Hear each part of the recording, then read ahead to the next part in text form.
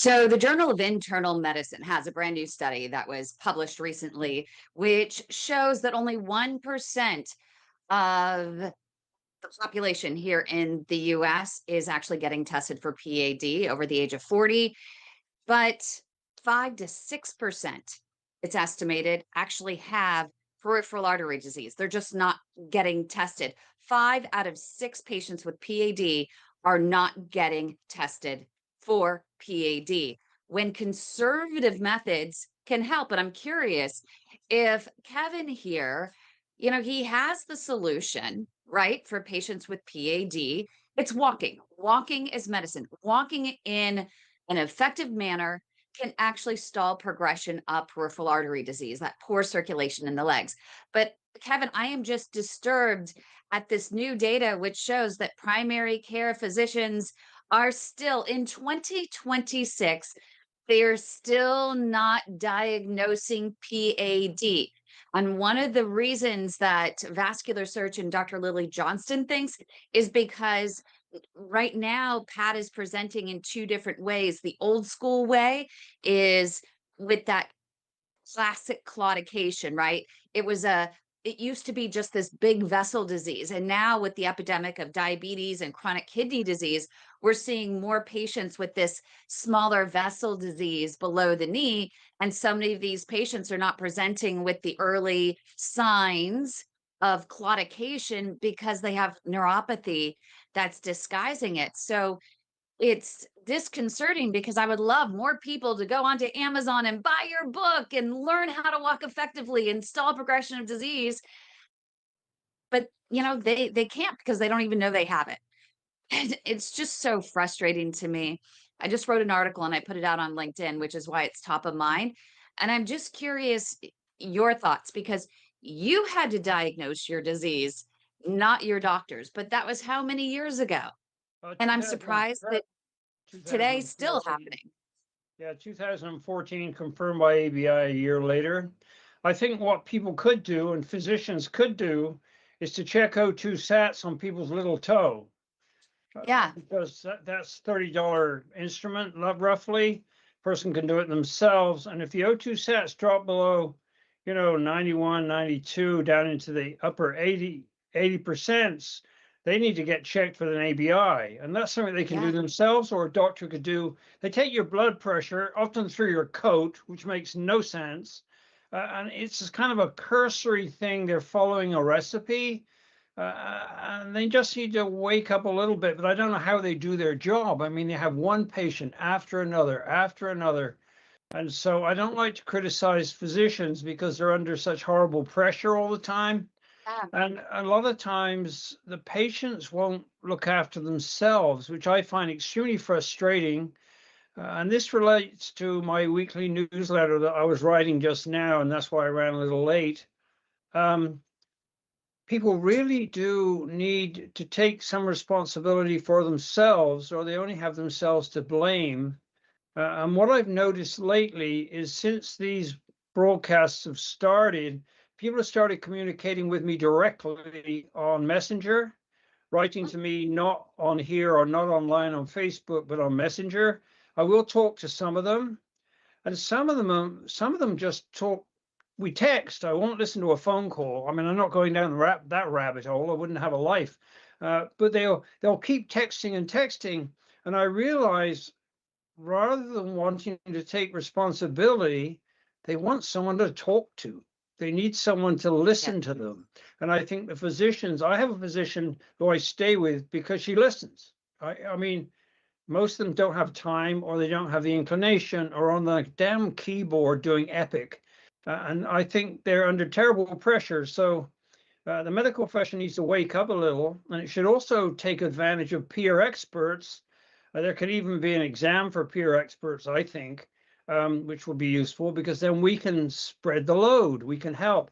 And what amazes me is not one physician has ever shown any interest in the work I've been doing since 2010 when I found my AAA. So, but do they have time? No. Can they trust the public? Well, people start talking to me, and some of them are crazy.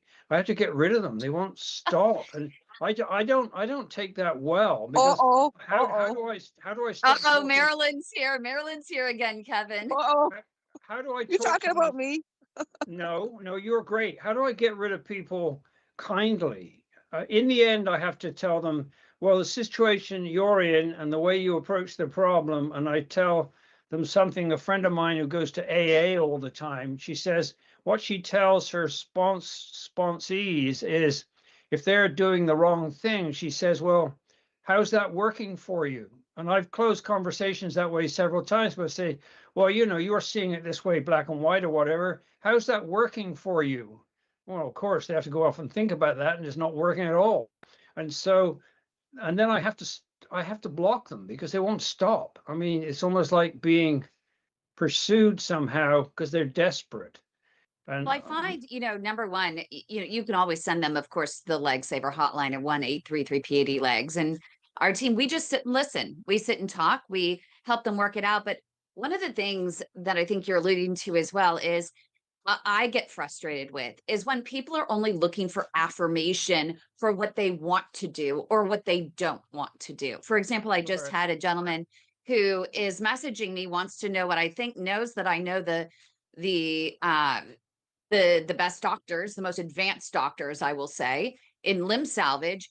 And instead of just taking me at my word, hey, Dr. Mehdi Shishabor over in Cleveland has a top limb salvage clinic. Instead, it's like, okay, now we're going to go back and forth. What do you think of this doctor? And what do you think of this doctor? No, here is the doctor. He has advanced limb salvage skills. You can look it up, it's documented. Why do we have to go back and forth? And then it gets to the point, well, this other one, I looked them up and they came from another limb salvage program.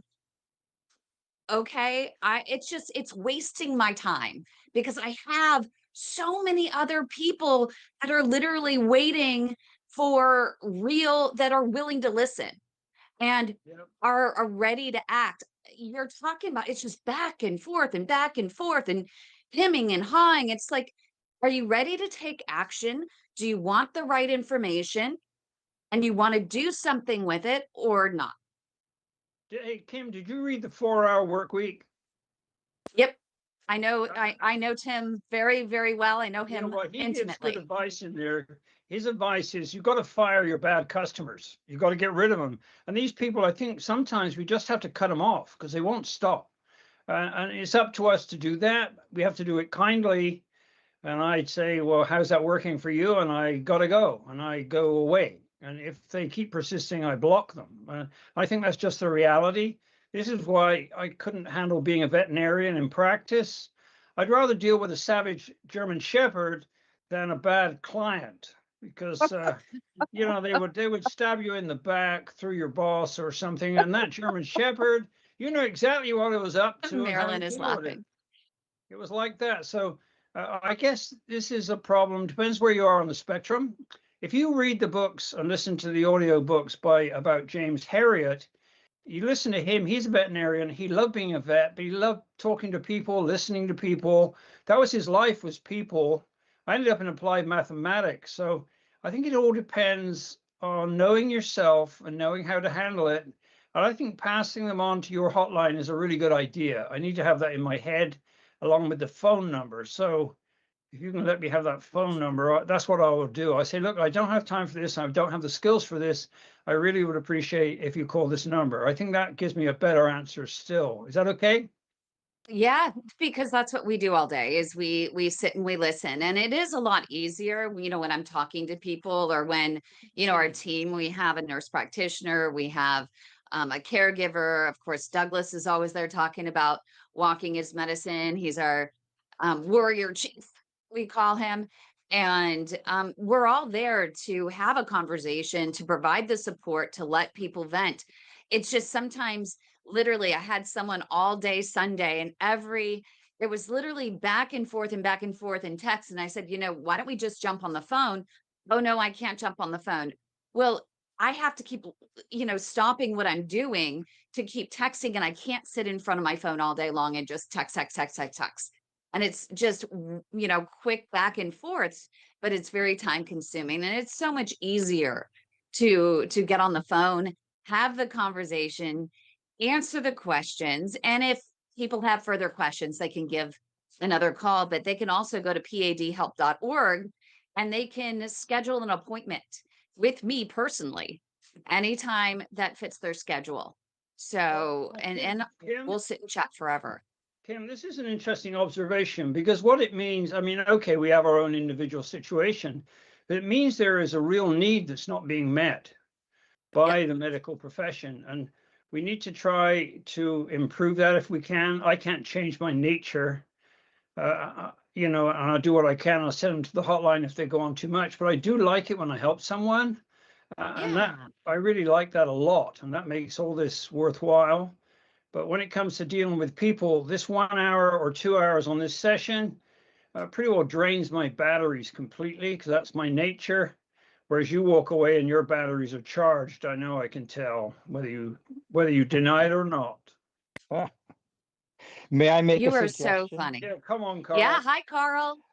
So I'm listening really carefully to this conversation, and I certainly feel for the difficulty of wanting to help, but coming to a point where basically you're at the cliff's edge, and there is nothing else to give. So what kind of occurs to me is um, possibly a way to disengage is to say, this is just a suggestion, of course, that I've given you all the best information and thought that I have available at this point, and I need to go on. I want to help some other people. So thank you for the call, and we need to end it now. Yeah, Yeah, that's the good. call never bothers me. Calls are great. It's the texting that Well, is either just the way. one-offs. Well, Yeah. for me, it's I text. I don't call. I don't want to talk to them. I don't Yeah, want to yeah, hear yeah. what's going on. So But But that's we'll that's what talk. you. We'll Darn. talk forever and ever and ever but by I think phone. I don't mind. Oh, I hate that. Carl, I agree with it. That's a good Love idea, it. Carl. But I'll also finish up with the phone number for the hotline and then let it go. I think that's good. And so I just need a little mantra to say that's in my head. I can say it automatically, like you do when you start these sessions. You have a system. You say this is Collateral Nation, et cetera, et cetera. And I think that will help me a great deal. If not, I end up kind of dithering around working out how the hell to get rid of this person. And I don't want to get rid of them. I want to help them. No, You know? it's so funny because you are one of the kindest souls and you have such a good heart and you really want to help people. But I think that, people, they need to take a moment and set the intention that they're ready for help. And I think that some people kind of they seek help when they're not quite ready for it. They only want, and I mentioned this a second ago, but they only want and may not realize it at first, but they want the affirmation for what's easy, that what they're doing, which is just sitting in a chair, doing nothing, letting the pain get the best of them, that that's the best thing for them and that they're doing the right thing. And I know for me, sometimes I can relate to that because sometimes I don't want to exercise and I'm looking for excuses as to why I shouldn't exercise today. So I can just sit on my butt and have my cup of coffee I and, can't relate to that one get to little my bit. That computer. makes no sense to me at all. See, isn't that funny? But that's what Marilyn, in our last session, was addressing that. And Marilyn, you said you've given that, some additional thought over the past week, what Kevin had said to you last week in your interaction with Oh, him. Nancy. Hi, Nancy. Hi. Yes, and I Go and ahead, I had Marilyn. I had the nerve to send him another text. I realize now maybe I shouldn't have, asking him if that was a pet rooster on the back of his book. Oh, yeah, that's Galaxy. So I really love the picture, and I thought I'm going to ask him. And then after I thought maybe I shouldn't have. That's quite uninteresting. Well, yeah, that's right. Well, it kind of is, but that's neither here nor there. If it's interesting to you, that's good. I'm sure it will be really interesting to Galaxy, but I'm afraid Galaxy got killed by a raccoon. When? No, You can't go out. Go on, come in. he's Excuse me, getting the his animals. I didn't do dog, usual 20 his minutes of animal animal house. attendance. And so they're all Oh, wanting us. I got two cats So and is two dogs here. okay. is the raccoons in space? Hi, Mike. What'd you say, Mike? I said, it's the raccoons in space. As Kevin said, he got killed by the galaxy. Oh, yeah, that's right. Just a little joke. Oh, Wait a that's too minute, bad. wasn't there a program, Raccoons in Space, something like Saturday Night Live, that kind of thing? That rings a bell, actually. No, they were real. It was a real raccoon. Another one got killed by a chicken hawk. Two got killed by coccidiosis. One by a dog. It left one chicken, falconer, lovely chicken. I mean, I would never ever eat chicken again the rest of my life. And it's the only way to get to know the dinosaurs. And she was very, very lonely. And a friend of mine had a flock, and he said he would take falconer into his flock. He told me how to do it. You take the chicken into the roost late at night, and they wake up in the morning and they don't realize there's another one. Whereas if you bring it in during the day, they'll attack and kill that chicken. So I went and checked on her a little while ago, and she's doing great. So in case you were concerned, but that was falconer, looked much like Galaxy. Galaxy was a lovely chicken. I would talk to her every day. So, but I'm not sure that has to do with peripheral artery disease. Or maybe having Oh. But pets, having it was animal on one of your friends. books, so Yeah, animal friends, I think, really help people, especially if they are, you know, prone to loneliness. I mean, there's nothing like when you come home and there's a couple of dogs greeting you. I know they cost yeah. money. They do cost money. They're not cheap. By the time you're vaccinated and all the flea treatments and all that stuff, you know, they can be quite an expense. But I'm a veterinarian, so I can't imagine not having animals. I just can't. Anyway, No, and I love that didn't you pick up another cat? Didn't you? You yeah, are two really actually. good at going out there and finding stray animals and adopting them. Well, no, they walk into my life. Leo They was do. running around on the main road, lost, and clearly somebody's pet. I put up ads on trees and stuff and online, and never found the owner. And it was clearly somebody's cat, Yeah. because when I brought it in the house, it was just a kitten, you know. I brought him in the house. He went straight for the dirt box and used it. So I'm like, and so in the end, what could I do? You know, I tried to find a home. So now Yeah. he's part of the family. And then a friend of mine had a trouble with Steve. Steve was a kitten that she and I picked up on the side of the road. We were riding our bikes.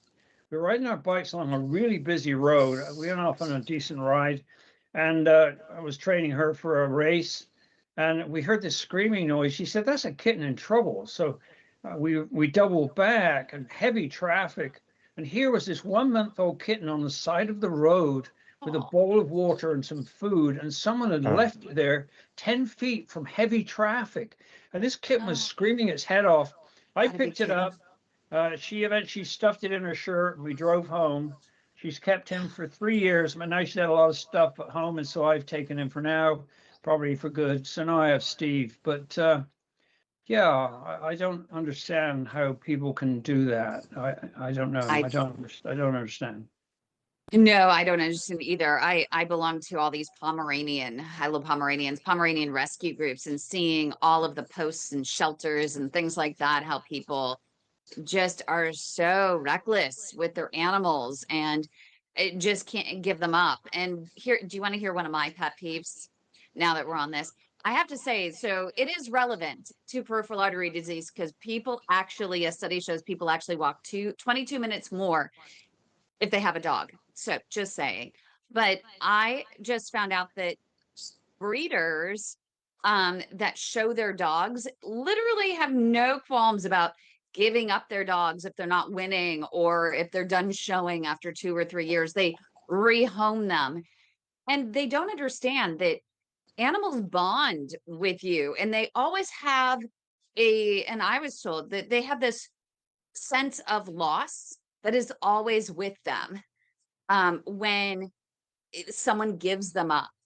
Even if they're in a new loving family, they're always attached to who they were with, in the very beginning. Yep. And that makes me so sad. I mean, you've seen those videos, Kevin, where the dog hasn't seen someone in the military for years, and then they suddenly see them and they're like, whoosh, Yeah, right? Yep. maybe this is a form of imprinting. So my concern is, are these difficult PAD patients imprinting on us?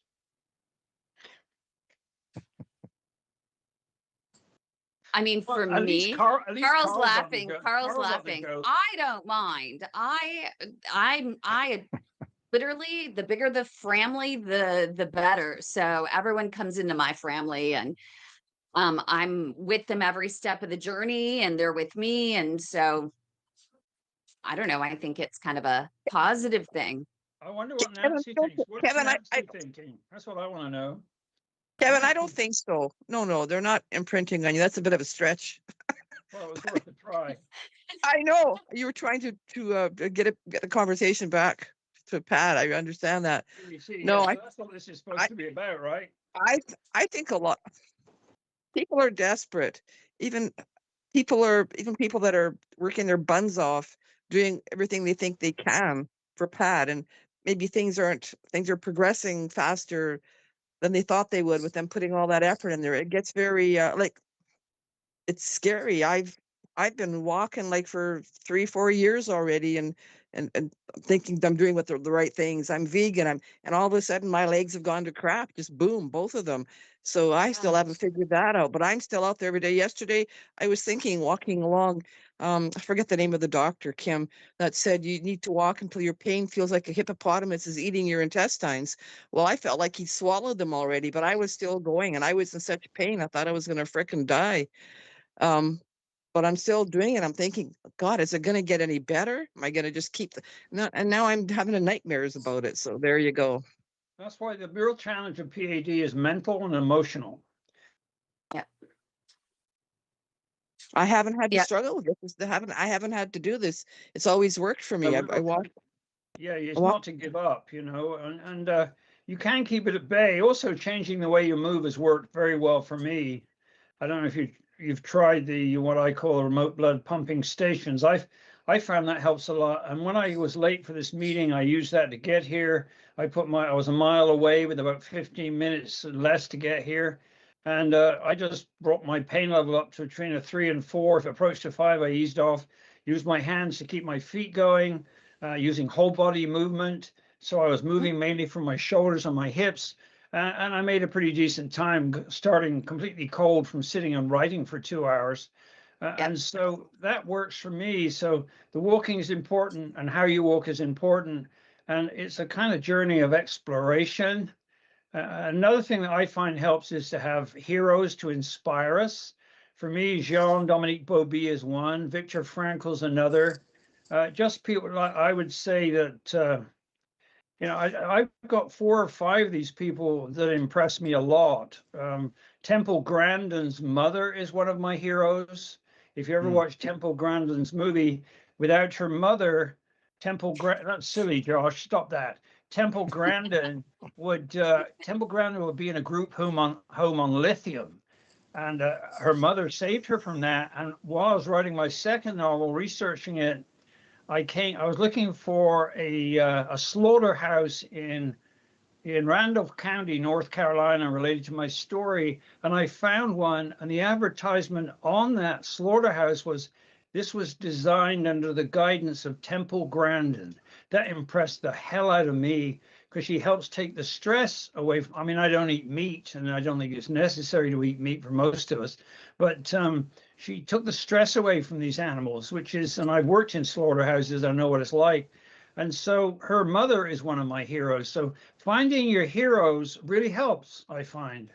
If you read Yeah. Dominique Bauby's book, what he did, But I still love Josh's comment, our producer, that he's one of your heroes. He's one of my heroes. So I don't know. He's one of your heroes as well. He got you to do those audiobooks available with, go to inspirationalselfhelpbooks.com and get Kevin. If you can't get enough of him here, make sure you go to his website and learn about how to get his audiobooks on how to train for PAD. It's pretty awesome. Yeah, actually, You can Where? also find his book I on listened to Amazon. that book again. I went through it and listened to it a couple of days ago because you know how you doubt yourself. And it's actually not bad. It's actually not a bad approach, and that's good. But one thing I have discovered, I'm in the middle of recording my first novel, and recording an audio book for a 400-page novel is a huge job. I'm at chapter 25. And it is quite a job. And people do this Yeah. professionally. And interestingly, most of them are actors. they have good voices, and I can only record 3-4 chapters before my voice is tired. But what all this is about is, if you want to, if you want to get over yourself and your pain, have a mission that helps others. My novels are about protecting the environment, so I have a mission, and I think that does really help a lot. And so I think, that old quote about anybody who has a why can always overcome any how.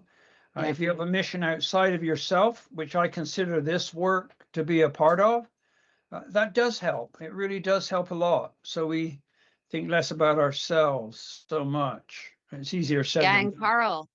Carl has a big why. Carl has been traveling everywhere with his why, Carl, right? I mean, I can't even keep up with you. You've been all over the place lately. I And can't keep up. right, since you've been doing your walking, building up those collaterals, and now we can't stop you.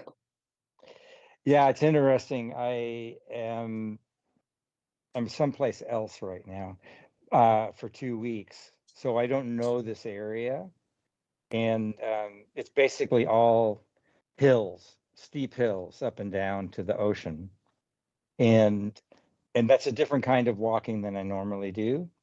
Um, but I can tell that some stamina has come into the picture for sure.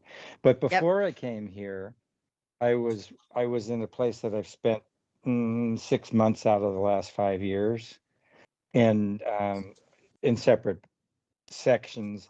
And it's really vivid to me the last time I was there, um, the pad that I walked on, and how much pain I was in, and how often I had to stop, not because of knowledge that I had P.A.D and I needed to give it a rest before I proceeded, but because the pain was so over the top, and my gait was breaking down, that I just needed to. And now, without, I just go way past any of that, and I can do most of it's come up now to about a mile and 3/4 or a little bit more, Oh, without good. stopping, by just modulating, trying to modulate into a 3, ideally for me, 4 sometimes, um, and just slow it down if I need to, and pick it up when I feel like I've got the oomph still. So major progress over the last 4 months since I started with the group, and so I mean, I really feel that. To speak to the other half of what you introduced in the beginning, of the underdiagnosis, Yeah. of whatever, 5 out of 6 people with P.A.D are not being diagnosed. Ah. I like Kevin, I mean, very likely I've had P.A.D for 15 years, based on the pain I've had that I could never get a doctor to relate to. And so uh, I also had to self-diagnose, essentially, by recognizing the pattern of onset Yeah. and location, and that there was a pattern. And then, and once it took a while, it took me a few weeks to keep my mind like paying attention. Um, and then I took the information to the web, and the web came back with P.A.D, and I took the information to my doctor. Good And for like, you. the doctor was great, kind of like what Kevin was describing. They listened, but they missed it for years. And Yeah. so as soon as I said this, she looked it up on the screen, on her own screen, and said, "Okay, well, let's get you an ABI." And I was often running, so to speak. And so I had to initiate the discovery and the diagnosis, which seems bass backwards, of course. So I walk around now, and I watch people, and I watch their gait, and I watch how they're walking, and the expressions on their face, and it's like, I'm not going to say you have P.A.D, but I think that I'm recognizing there's a whole lot of people that are walking by at various times that are dealing with something, either P.A.D or akin to P.A.D. Um, and it does seem terrible. And when it's like, it makes me think, that sometimes historically in the medical profession, when a disease gets attention and finally gets funding for outreach and research and so on, it's because some celebrity or some an athletic celebrity, a famous football player, or someone in the movies goes public and says, I have this situation, and it's pretty easy to treat. And I've avoided having my foot amputated as a result of dealing with it. Then all of a sudden it's in the public eye.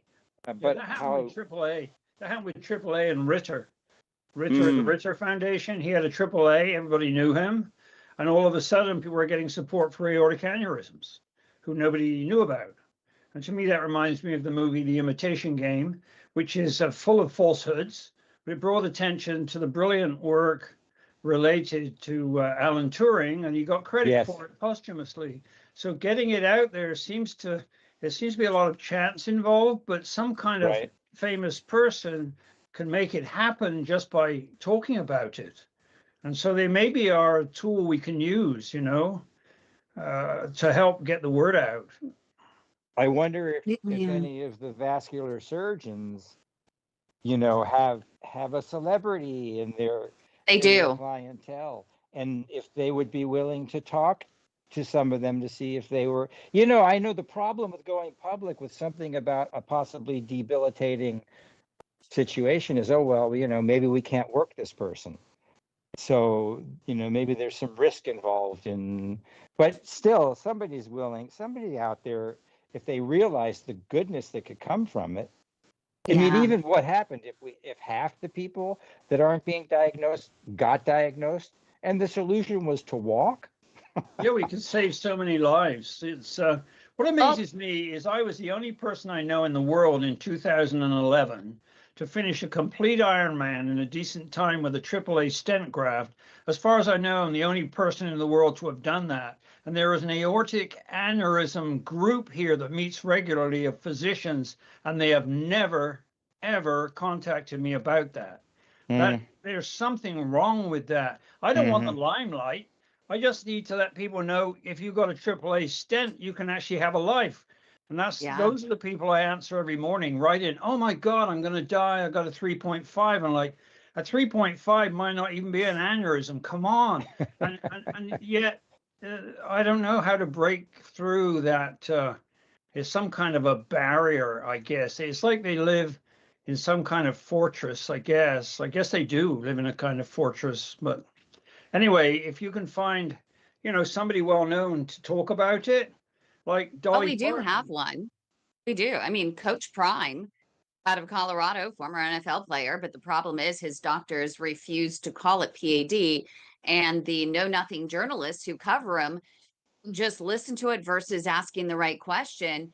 If he's over 50, it's likely PAD.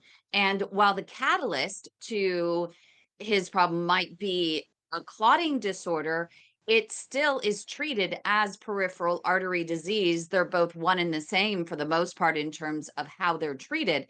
And I think that it has been to the detriment of all the people who have PAD that he has not come out and his doctors have not come out and called it such because it's a truly missed opportunity. I was on Coach Prime's Instagram when he first came out with this and said that his leg was going to be lost.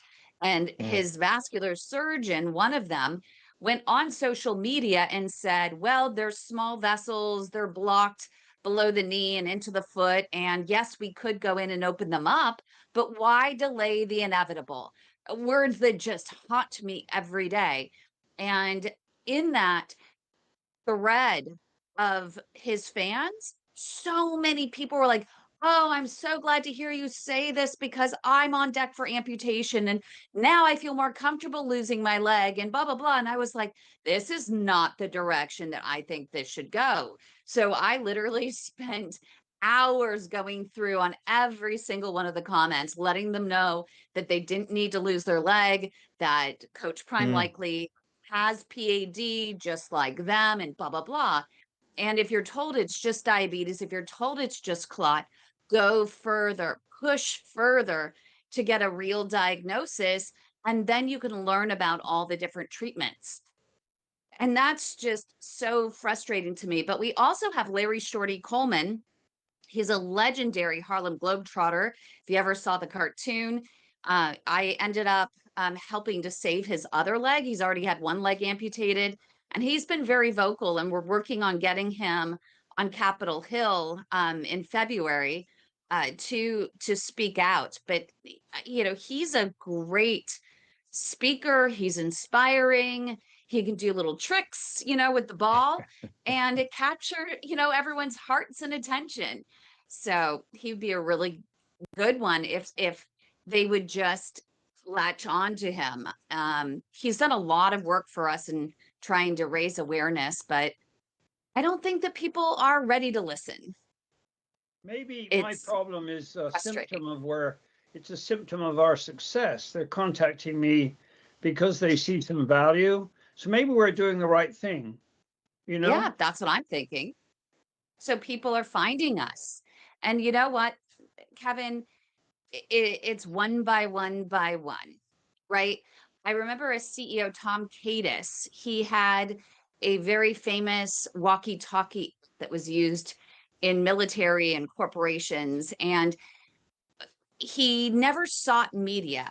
And the reason he didn't seek media is because he said media creates artificial spikes. They go here, you get the attention, but then it drops off. Versus if it's a slow build over time, it's more sustainable. And so that's the direction I think that we're going. It's literally slow growth for sustainability. Well, at the age of 82, I feel like I'm in a race with the Grim Reaper right now. I think you have a long, healthy life ahead of you. I have a Anyway, couple I think patients with P.A.D. at age 100 right now. Oh, way to go. You ought Yep. to watch Robert Marchand, a French cyclist. Oh my God, he impresses me. I watched him finishing the velodrome and he broken his record again at the age of 106. You can watch the Wow. videos on YouTube. His name is Robert Marchand. Robert Marchand, I guess is how it's Yeah, spelled. Yeah. I think so. Anyway, So Kim, are these 100-year-old patients, they still able to do their walking, or how are they keeping their pad at bay? Yeah, they got to a point, it was really funny. They were old elementary school friends, and they ended up getting a roto-rooting procedure done right next to each other on the same day. It was pretty cool. And they haven't had anything since. It's been a few years, and they're just walking. So they were, I think, 97 when I first met them, and now they're 100. So Are they doing still great. I'm off. walking? Wow.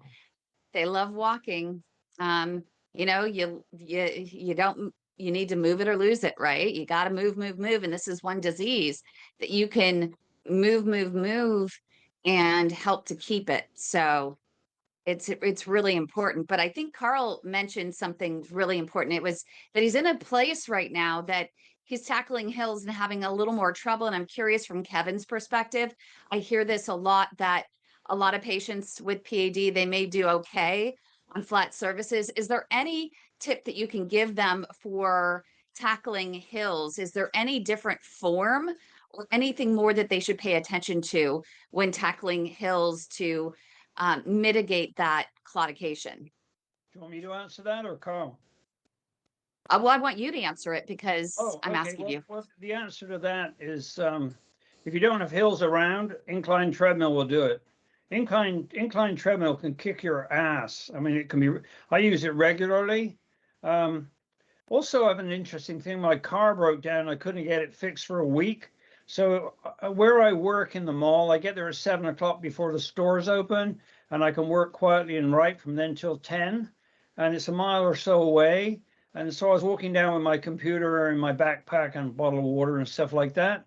And I got my car back, and I realized just 1 week of walking with my backpack added to my usual workout. I felt the difference in my strength. I didn't take away incline treadmill or swimming, which I'm doing it. I bike when it's warm enough. I do all that stuff as well. So I just tacked that on, walking with a backpack, and I could feel the difference when I got back on the treadmill. But the treadmill will prepare you for hills, definitely. So the treadmill is a good way to prepare for the hills. But what if you're tackling? So Incline Carl is, treadmill. Incline treadmill. but Mhm. Carl is out there. He's on this vacation. He's in this spot. It's really hilly.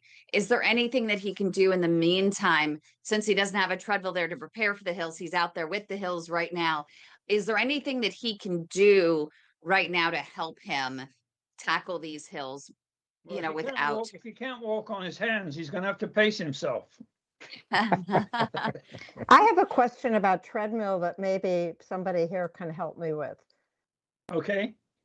I've been walking on the treadmill during the bad weather. I'm in New England. Hi, Nancy. Hi, and I'm new to P.A.D, but I have not been able to build collaterals. And I'm curious, I've also been holding on the treadmill. I've been able to build up my speed, but at this stage of my life, I feel a little insecure about not having the ability to grab onto the bars if I need to. So would you suggest then putting in some kind of incline? Because I haven't done, it's at a very low incline. So I'm always walking at a low incline. But I found when I went out to walk the other day, we had actually nice weather where I am. I have a 1,000-foot driveway and it's gravel. And if I walk down it, I'm fine because it's a slight incline down. Coming back up, I had more pain than I've had on the treadmill, more claudication, more quickly, so much that, brought tears to my eyes when I finally got to the top of the driveway. So I'm just looking for some suggestions that will keep me safe on the treadmill and push me further. I definitely am going faster, longer on the treadmill at the level that it's at. But I'm thinking that by holding on a little bit, that I'm taking away from some of the collateral building. So I would love to have feedback from any of you that are more experienced than I am. Well, it's harder to induce collaterals on the treadmill than it is on the road, distinctly so. And I think this is because of the reduction in impact stress. And the only way I can induce collateral claudication easily on the treadmill is to pick up my pace. If I pick up the incline, it hits the muscles in my hips, tends not to induce claudication. Whereas if I pick up my pace, but I'm not holding the bars, because holding the bars changes everything. It stabilizes you so you're not using your natural balance. But the last thing you want to do is fly off the back. I mean, that can be pretty bad. That can be really bad. So yes, it is harder to induce I get claudication on the treadmill after I've gotten up to 20 minutes actually before I have to stop. I've been walking through pain, but I do feel that if I am holding on, and I agree, there's something different about the push to stay afloat. So you're saying just pick up my speed and try to get. For me, that works. If I pick up the pace, claudication will kick in. If I push the incline really high, the strain is in my hips. It's in my hip flexors largely because you're having to lift your legs on each pace. So you use your iliacus and psoas and a few glute minimus and a few other muscles that you're not so much using when you're more level ground.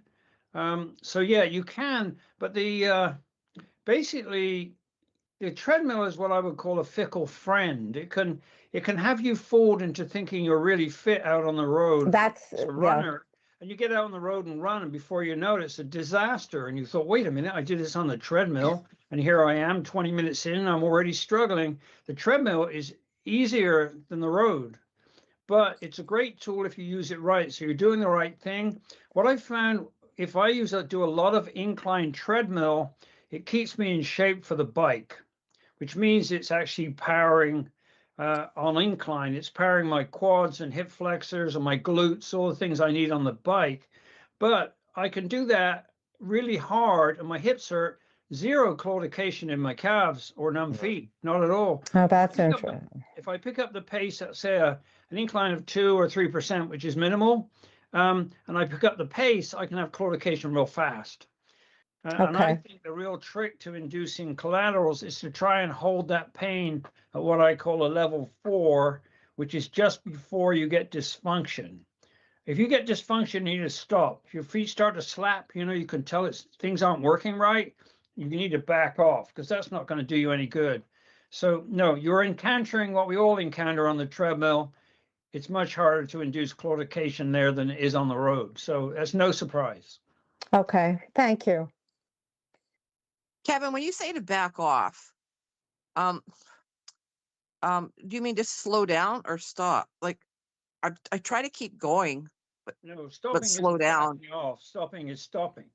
Backing off is slowing down, decreasing the incline or decreasing the pace. Or you also have to remember you can change your stride. So if I'm saying I'm running into a little bit of trouble, I change my stride. I'll go from a long stride to a short, high cadence stride. So you can mix and match that. And that's quite good. So I'm always trying to keep my pain level around about a 4 when I'm training or if I'm in a hurry because I'm late for this meeting. And that I can keep that going for a long time. A level 4 pain is quite severe, but it's no worse than the last 10 miles of a marathon. I mean, it's just the same old, right?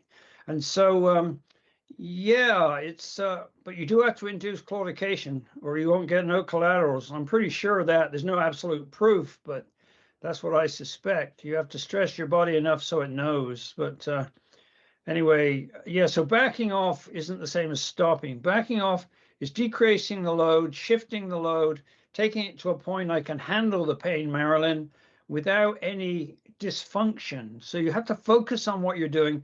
Do Right. not put earbuds in your ears as you can't hear your body. That is a huge mistake. You have to listen to your body while you're doing this stuff. It's really important.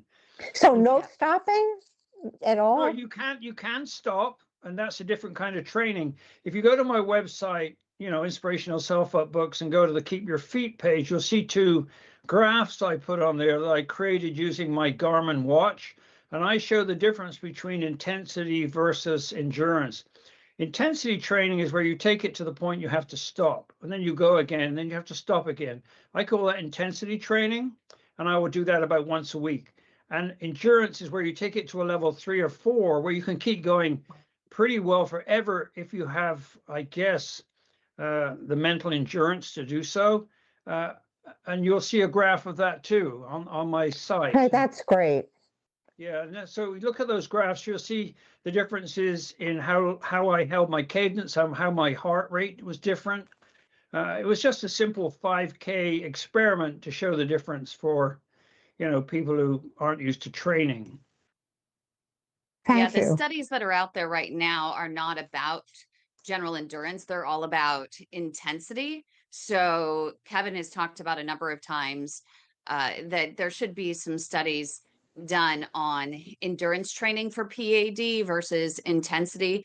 But right now, the guidance is that you walk to a point of no return where that claudication is debilitating. It's not going to make you fall. It's about to make you limp, and then you stop, let your legs reperfuse, and do it again. I Start, don't think stop, you should start, never do stop. that more than once a week. That's endurance, that's intensity training. Yep. What you got to remember is if you are fighting PAD, this is an endurance sport. This is no 100-yard dash. We want to get around and walk to the grocery store or walk up our 100-yard drive. We don't want to have to stop every few minutes. We want to be able to get there, but enjoy the walk. Well, that's an endurance skill.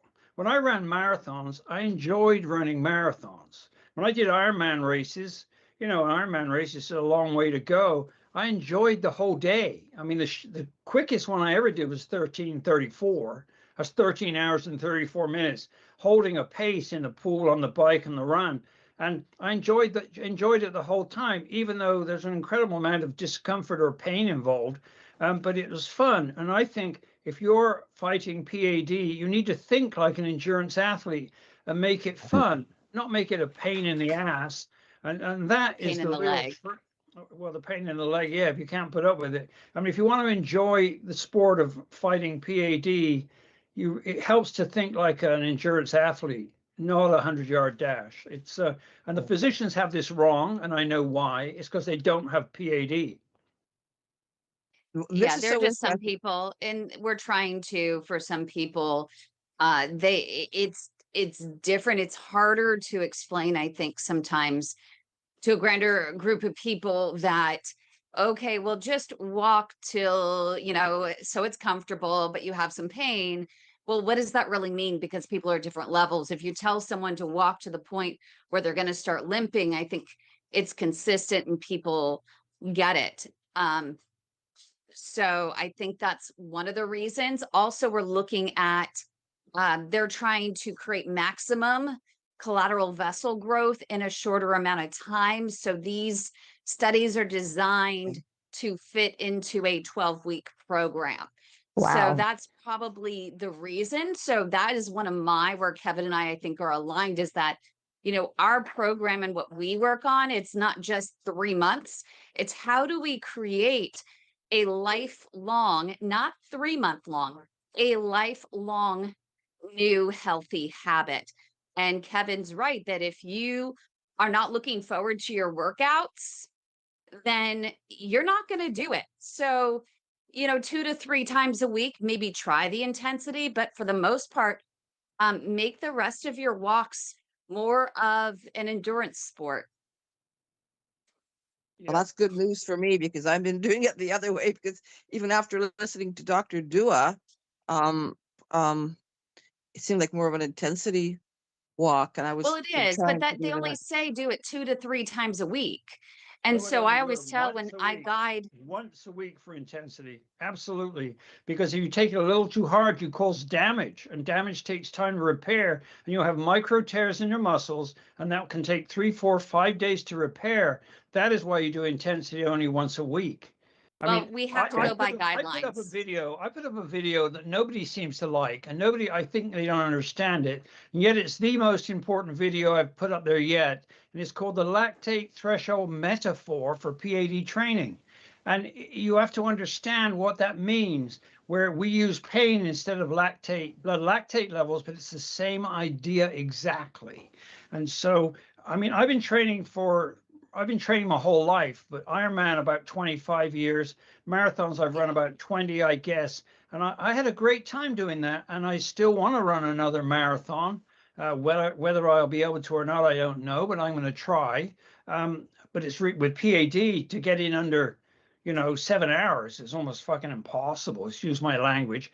Anyway, yeah, a lot of research needs to be done. And I think Yeah. if we keep talking about it and mentioning about it, and people understand if they do their intensity once a week, I see But we Jay. need to say 2 to 3, and because they're not training like you, Kevin. You're on a whole other level. What I deal with on a daily basis, and I have more than 700 patients in our program, so I can tell you from, interviewing, I've talked to every single one of these patients over the last few years. They're not training no matter what at your level, so they're not pushing it as far as you think. So when we're talking intensity for them, they're pushing it to a certain extent where they have pain, and they have this perception that pain is pretty bad, but they're not. So they could handle doing it 2 to 3 times a week, versus if they're going at your level, that's a whole other bowl of cherries, because you're a force to be reckoned with. No, I'm just So a little old PAD guy who guidelines doesn't do say stop. 2 to That's 3 all I am. times a week. I'm not a force What? to be reckoned. I'm just a little old guy who doesn't stop. That's all I am. Well, I think that Energizer there's a bunny. That's lesson. it. But you're coming from a state where you're a marathon guy, These people and need to you're kind think of on a like whole other level. you need to learn how to think like endurance athletes, not sprinters, because they're being taught how to sprint, and the amount of pain they go through is going to put them off. I'd much prefer they went a lot further with less pain, with some pain, starting with discomfort. I remember my best coach, Chris Hout, said, Kevin, in the Ironman race, if you feel comfortable, you're going too slow. So you start off by being uncomfortable the whole time, which can be up to 17 hours, but you're uncomfortable. Mm. And then you gradually increase the pace, but you're always uncomfortable. But you're doing 140 miles. These people are, maybe walking 1 or 2 miles, but they need to have mild pain and get used to that and be comfortable with mild pain. Whereas if you give them intensity pain only 3 times a week, they're going to dread it. It'd be like going to the dentist. Well, I This is don't think. where That's a poor strategy. I don't know. Well, I think that it would help you to talk to more patients with PAD. I mean, as I said, I've talked to more than 700, and they're already walking with mild pain, and the walking is not doing them any good. They're not able to, like as Nancy said, she's not able to build the collateral. She's not able to, progress. And And so I I've think been that doing it 5 or 6 days a week. So we're yeah, not but you're not pushing it to right. that threshold. You're not doing the intensity, you're doing endurance. No, And I've been doing intensity, and I think the question is holding what on. does intensity mean for you, though? Like, what is your threshold? The Do you measure on a threshold, scale of 1 to 10 uh, or 1 to 5? no, it's been 8 or 9 where I'm standing and I can barely stand still. It hurts so much. Like I'm going from foot to foot when I get to that Okay, point. that's good. And So that's where I'm yeah, wondering. then See, you there need, is you also a need, whole other factor, Kevin, where a lot of these patients, like Nancy, it may not be traditional PAD. There might be a clotting disorder. And if its symptoms are not improving, then you do need to get checked. And one, do you have a clotting disorder? Are these clots or is this hard plaque? And if it is clot, then is it coming from your heart? Do you have AFib? Do you have valvular issues? Do you have an aortic aneurysm? Do you have an undiagnosed cancer? Those all could be factors leading to reasons why you are not progressing with any program, whether it's intensity or whether it's we need a endurance. correct diagnosis right up front. I mean, Yeah. absolutely have to an ABI test. They need to track their progress with A2 SATs, and that's true. But Nancy, have you noticed any progress with all the work you're doing? I definitely have, I'm going faster than I used to go Are you and longer recording your without the progress? claudication. Are you recording Definitely your that progress? much. Pardon Are me? you recording your progress? Are you keeping a Um, diary? no. Because that really helps. Because if you look back on what you could do a year ago, you forget how bad it was, and you always assume it's the same. And so I keep a record because I go to races and I do training all the time, and I see what my times are. And so if you write down, just keep a diary, maybe even write in it once a week, that can really help because it can be deceptive. Memory is fluid, and we sometimes are making progress and we don't realize that we are making progress. And if it's not fast enough, you push it a little more. I strongly Yeah. resist the idea of intensity 3 times a week. And combined intensity with endurance is the ideal way to go. But really, that's a matter of trying to get people with the program. And I understand the frustrations Kim faces. She says 700 people? That makes me want Yeah, to we have, run for the hills. Oh my God, I three is a know. lot of people. So, when you talk to them, you find out, what they're actually experiencing. But for Nancy, and Kevin, we talk about my walking app all the time. You don't have to write it down. You can literally just pull out our app, press a button, and it records your whole thing. So it records the onset of pain. It records, how far you're able to walk through the pain. And then you record also what level pain that you're in. And then you can write your symptoms. So when you stop your workout, you can write what your symptoms are. So it really helps to, and it automatically tracks the whole thing for you. And then you can also share it with your doctor digitally. Okay. Are there walking programs that you have knowledge about? Or should I be relying on my vascular person for that? I mean, this is a walking program. It's fully structured and you can easily just, with the snap of your fingers, download it from the App Store or Google Play, and it's right there. If you're Okay. looking for a supervised exercise therapy program, which is a 3-month program where you go 2 to 3 times a week and you're with a bunch of people on treadmills and someone walks from treadmill to treadmill to treadmill to, monitor you, and you have that accountability as well each week, then you need to ask your vascular surgeon if they have a set program available in your area. But that's one thing. We're more about a lifelong habit versus a 3-month um, program. but some people do need that little extra accountability and push and guidance and hand holding right away. And that's as per PAD management guidelines for 2024 that came out, that they say the gold standard is a supervised exercise therapy program. So we always tell people, if you have one, go if you can. But I know that there are limitations for people, and only 5% of Medicare patients, you're going to love this, Kevin. Only 5% of Medicare patients who enroll in a supervised exercise therapy program outside of a study actually finish the 36 sessions. Wow. Well, another approach I have, what I use is I sign for races because it keeps my feet to the fire. So if you say 6 months from now there's Literally. a local 5K run, you can make it your goal to do that, but walk at the back where you'll meet some really nice people. Some of them with pushchairs, some with dogs, and some just walking and enjoying the walk at the back because the cops are there closing the roads. And you can meet people very similar to you. I've met all sorts of people struggling with various diseases, at the back of races. I mean, the last big race I did, I came in last out of 4,000. And the only bad thing about it was all the pizza was gone. I mean, other than that, I didn't care. It was the race in Finland. But, and so I meet really nice people at the back of the pack. And so if you sign up for, one of those 3-mile runs, you can walk the run and make that your goal in Yeah. 6 months from now. And you'll meet people of a similar mindset. And before you know it, you'll find you can walk them all with those people and meet them up for coffees, and you create a community. And it's up to each of us, I think, to create our community. It's really, really important. I do that by training people for races, having friends I bike with, Yeah. and so I think community is critical for people with PAD. Yeah. Yep. I think it's so important. And Nancy, I don't know if there is, a local silver sneakers group up in your area that might have some opportunities, to join a walking group.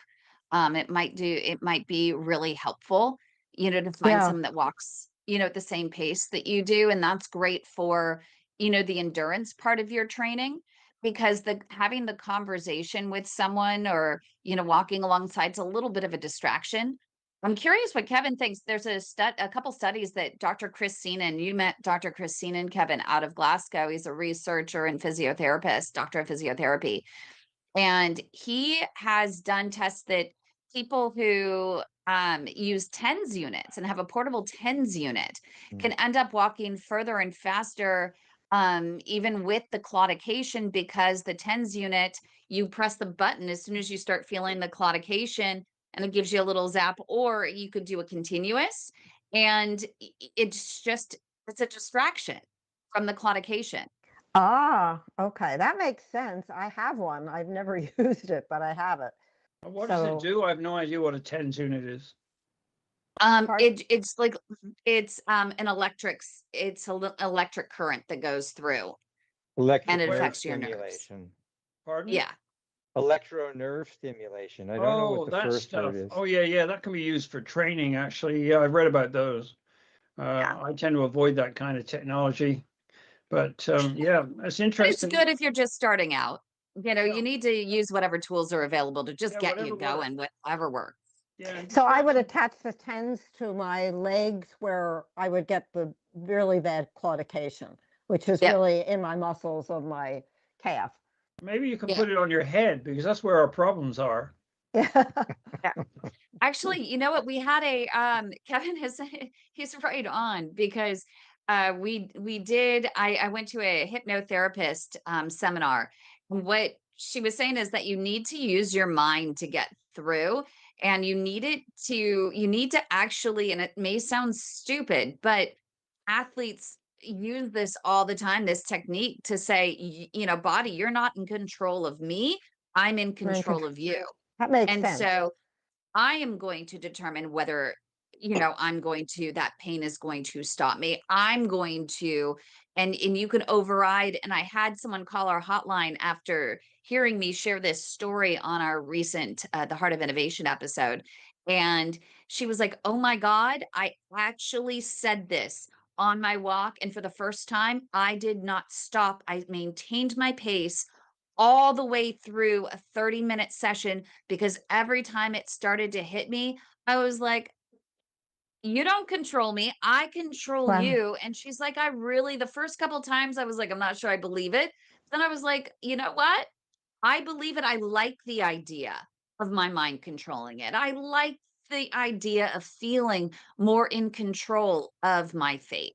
And Well, she like said it in really in works. cycling and running, we call that shut up legs. They'll complain. You just say shut up legs, and they do. They shut up. They're Yeah. complaining, and they shut up and just get on with their work. It's quite surprising, actually.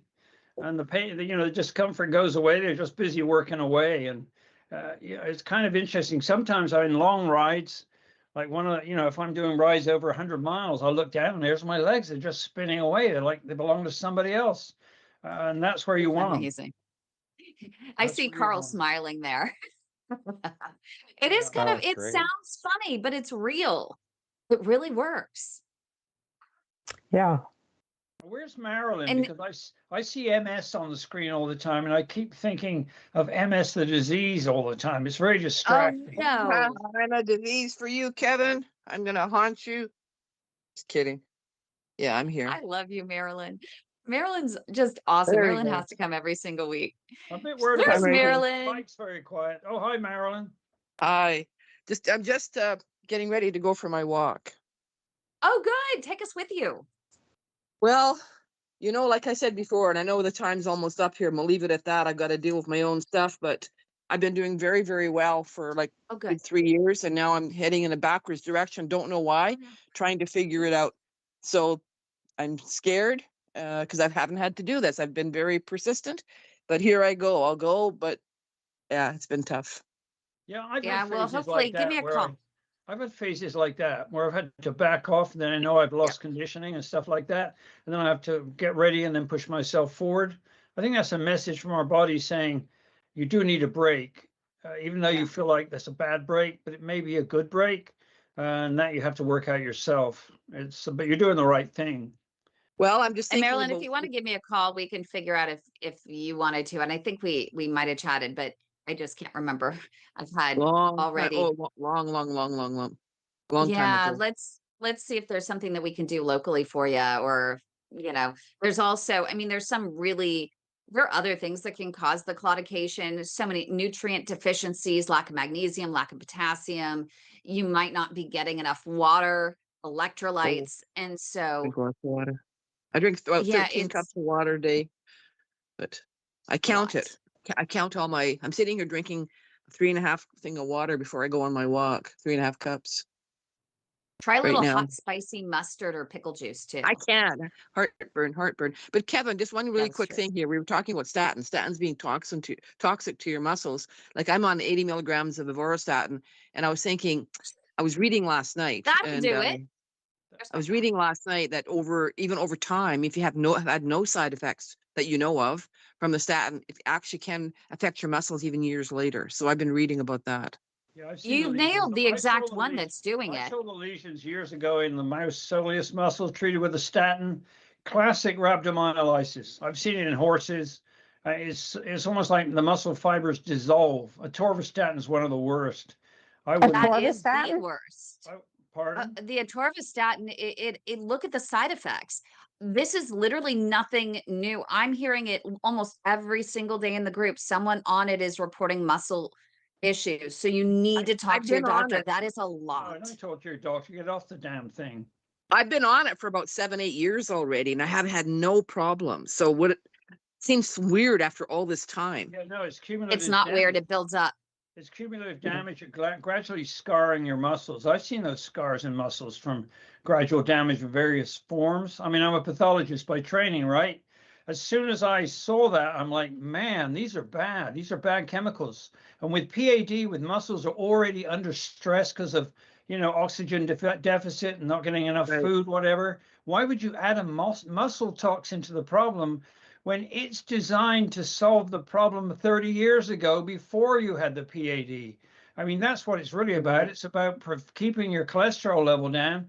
And if you don't have a high cholesterol, now the reasoning is statins also stimulate, they inhibit fatty acid synthase. So maybe that's another reason to give these statins. Well, it's also a $19 billion industry, which I makes know, it I know. extremely suspicious.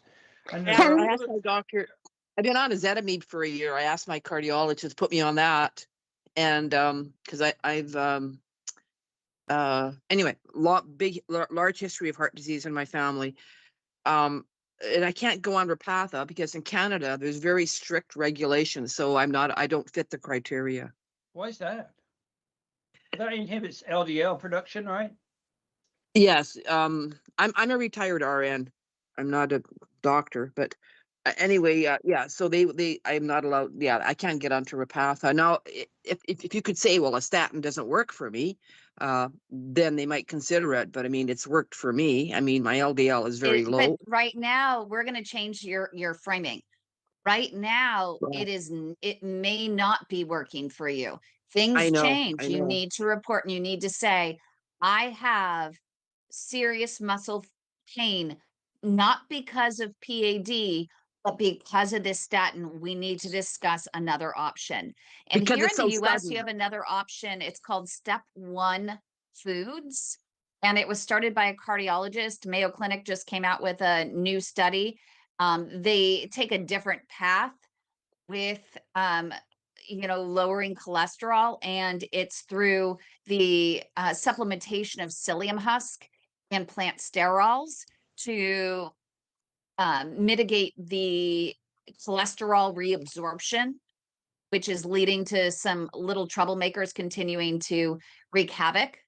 So that's something to check into. But Kevin's right. Now, normally, okay, PAD management guidelines do dictate that statin is conservative therapy, frontline therapy for PAD.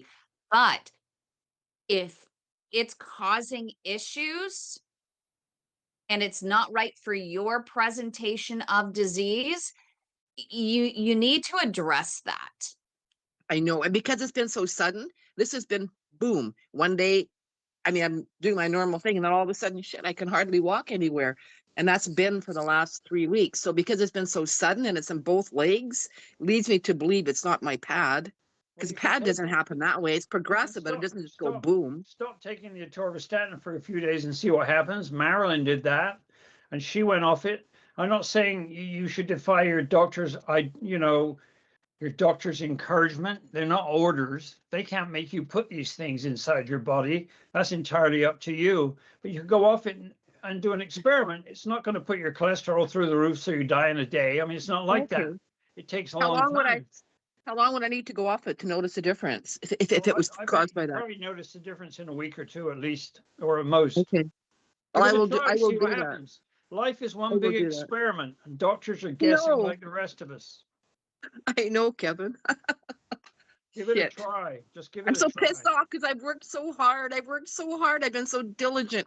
My vascular surgeon said he wished all my patients were like me, but he also doesn't listen. He also like, oh, just walk 30 minutes 3 times a week. And I knew he was full of shit. Where the hell And did I he come told him, up with that? and I told him all about you, Kim, and he said that was all full of shit too. I said, why don't we have an education program in Canada? Why don't we have? I said, this is so awesome what they have. Oh, that's all full of shit. We have those surgeons in Canada. No, we don't. We have one or two. I know we do. Only one or What two. do you mean? Anyway. What do you mean we're full of shit? He didn't like that there are advanced limb saving specialists He here. thinks it's full of shit. They're already doing all of this. Uh, No, they're we're not. already all doing all of this. This is widespread, well, anyway, so he's a little annoyed with me Well, And the one in Canada is, where is he at? in Edmonton, Alberta. Oh, that's why. So, Dr. Perrette. doctors, there's a limb salvage program in Toronto that You gave me the Sunnybrook. guy's name, and I talked to him, and he said he was only working part-time now, and he gave me the name of Oh, I somebody have that had another moved. one. Look up Oh, Sunnybrook. Look up Sunnybrook. okay. They have a limb salvage program there. Okay. I won't get bored buddy with all this stuff, but I'm at I don't know. I've been doing so well, and I'm just so mad. I'm just so mad. I mean, Oh, there are multiple reasons. So, double check on the statin. But number two, people who have PAD are at risk of blood clots, and blood clots can both happen to both the legs? arteries and the veins. Both legs wouldn't just go like that. Both legs wouldn't cause me pain at the same Oh, time if all you of a don't, no, sudden. no, no. If it's pain at the same time, as Kevin said, you definitely want to double check on the With that. statin because it can cause I will do damage that, over Kevin. time. Thank you. I'm Yeah, sorry So about your you can rooster. try. You can try that. Oh, well, no, Sorry, Galaxy had a good sorry. life. Don't worry about Galaxy. She's good. She's in chicken heaven now, so that's okay. But another thing that can cause pain in both legs is coming from your hips. If your hips are weak or misaligned, that's a Yeah. little bit of hip stretching maybe help. Try going off the statin, that may help. The other thing about statins is the damage is cumulative. It's like if you drink alcohol, which I've drunk alcohol for 60 years, right? Since I was, but I drink almost none now. But it's the damage of that stuff is cumulative. Any poison, statins are poisons. Every drug anybody ever made is a poison, depending on the dose. And so you can get slow cumulative damage to muscle fibers. And then all of a sudden there's trouble because that's the way trouble is. Trouble comes that way. One day a person can be fine and they've been smoking their whole life, and the next day they're dead. I mean, so I know, you're right. don't be surprised by that. And you're doing fine. You just don't want it to knock you back. So now you can one, do a little bit more hip stretching, and two, go off the atorvastatin and see what happens. If you go off it and the pain is less, as Marina noticed fairly quickly, then you go speak to a physician and go on an alternative, which could even be a statin, which is less muscle damaging. But it sounds like atorvastatin is the worst because that's Oh, I always the didn't one. know It that. seems to be always the one associated with muscle pain. It always seems to be, but we always have to, make sure, do check with your doctor before you go off any medication. We just have to say that. But I want to check in with Well, I Mike don't because Mike say has that. been on Okay, his Mike. I don't say treadmill, that at Mike. all. Okay. Mike's been on his treadmill. Are you still on your I've treadmill, been Mike? watching. I've been watching Yeah, him I'm move coming up. along there. I think Kim, you've stopped already. I did 63 minutes. And so I was kind of done. Oh, I'm look at at that. an hour and 47 minutes, Wow. And non-stop, what's your speed?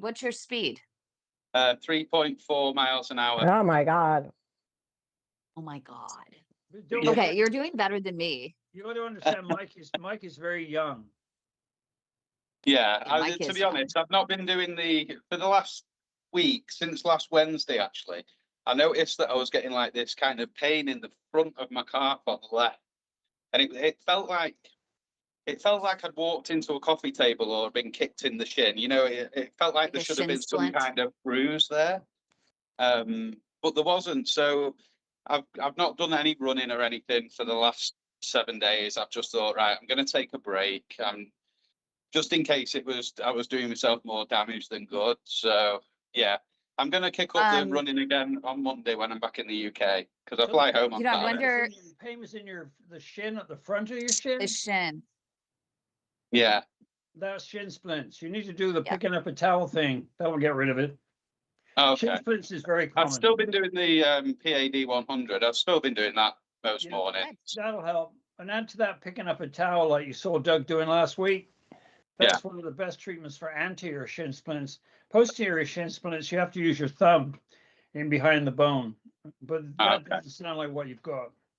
Yeah. I was out. But I was out fly at home. I fly back to the UK on Saturday, and I've got a gym membership again from Monday onwards, so I can start hitting the gym and start doing a bit more on Monday. Get ready for this hike with VJ if it goes ahead.